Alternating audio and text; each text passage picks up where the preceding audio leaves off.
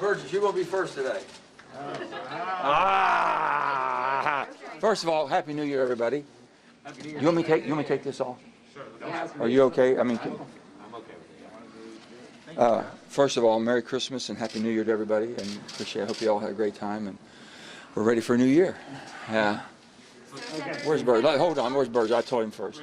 Right there. Okay. So, Senator Schumer says they're going to bring a vote on rules changes to the Senate floor. Do you oppose changing the rules by the nuclear option?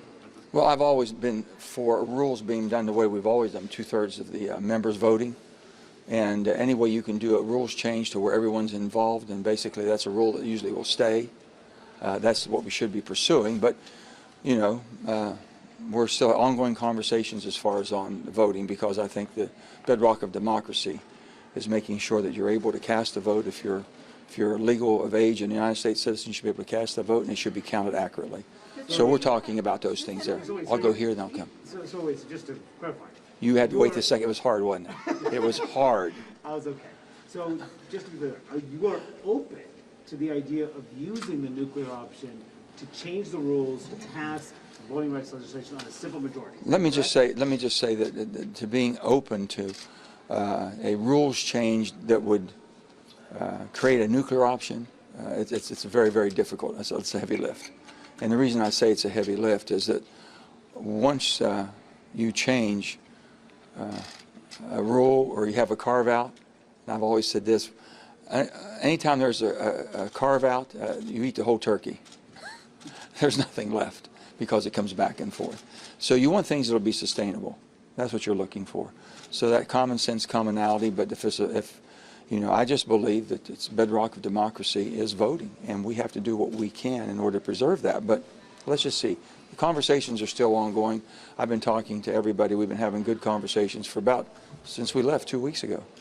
So, Senator, I just want to try to put a finer point on this. Okay. So, the 60-vote threshold, are you willing to change that?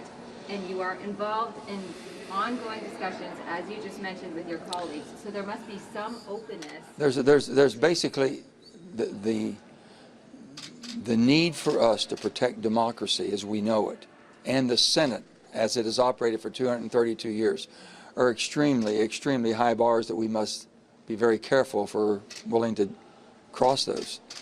So I'm not agreeing to any of this to the extent I want to talk and see all the options we have open. And that's what we're looking at. So they're bringing all the experts in, what type of options, what we can do. We've talked about talking filibusters, and we continue to talk about this, and very interesting. We talk about motion to proceed. We should be able to get on the bill and should be dependent. We talk about also the ability to restore some privileges to the committees. They have some weights. So if something comes out of committee, and I think these are things Republicans and Democrats both could and should agree on. So we want to talk to everybody. I want to engage everybody. I'm just not doing it from one side. I think that for us to go it alone, no matter what side does it, ends up coming back at you pretty hard. I was there in 2013. I was there in 2017 when the judges came back, as far as Supreme Court judges, from just the district and circuits that we did in 2013. And I don't think anybody is happy about that when you have to do those changes. Is the 60-vote threshold your red line, or is the bipartisanship your red line? So the 60-vote threshold, is that a red line, or is it bipartisanship? Well, they're both one and the same. I mean, bipartisanship takes more than a 51-vote threshold, okay, and that's what we've always had. There's been talks about 3/5 of those voting. So if 3/5 of those voting is something that doesn't set a precedent, and we've done that before. So we're looking at all the historical things that we've done in 232 years. I'm trying to learn as much as I possibly can, and I want to be open and fair, but I keep an open mind about it. But I want you to know that the people that go, everyone should have a right to vote. No one should be impeded from voting. And everybody should make sure that their vote is counted accurately. I might be running against you, you're running against me. When the final vote comes in, I might not be happy, but at least I can walk away and say, I have another shot at that. It was done right. Yeah, Jake.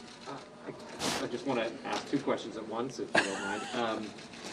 You've said, and it seems like you're saying this again, you would not be open to changing the rules without Republican buy-in in some way, shape, or form. That's my absolute preference. Okay.